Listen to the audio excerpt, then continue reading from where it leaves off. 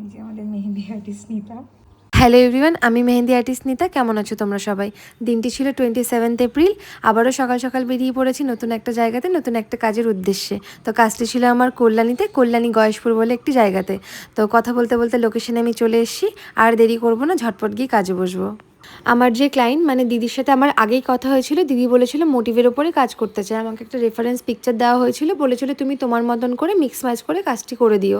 তো সেই মতোই আমি আমার মতো করে কাজটি করতে লাগলাম। আর অনেকে জিজ্ঞেস করো ব্রাইডাল মেহেন্দি করতে কতটা সময় লাগে।